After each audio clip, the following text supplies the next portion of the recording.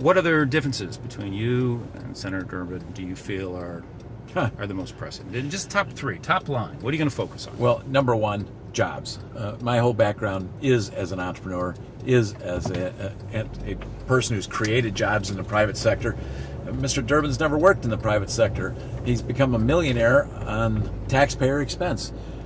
I believe that gives one a whole different view of how our country should be run, how our economy should be run. I believe that I understand what will motivate people to create jobs and opportunities in this country, and I don't think Mr. Durbin has a clue. That's number one. Number two, I would never, ever attempt to use the IRS against political opponents. Richard Nixon did that. That was wrong when a Republican did it. Richard Durbin has done that. It's wrong when a Democrat does it. Wait. You're accusing the U.S. Senate of actually authorizing the actions of the IRS to investigate. Absolutely. He's proud of it. He's published a letter that he sent to the IRS asking them to investigate a conservative organization. He never asked them to investigate any liberal organization. And I believe it was Crossroads, as a matter of fact, was one of them that he asked the IRS to investigate. And he was proud of that fact. But he's not head of the IRS. He can. I mean, I don't know the circumstances around that particular letter, whether there was a good reason or not. But you're not accusing him of being to force the IRS to engage in activity which would be clearly illegal if it. He asked the IRS to specifically investigate conservative organization. Is that illegal? I don't know. We'd like to have more evidence. In fact, I have called for a special prosecutor to look into it and find out if what he did was illegal.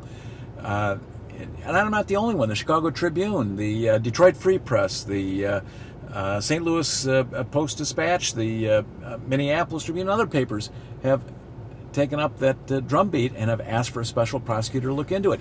Part of the problem is Congress has exempted itself from laws that others have to follow, such as FOIA. We'd like to know what other emails were sent to Lois Lerner or other IRS employees asking the IRS to investigate other organizations.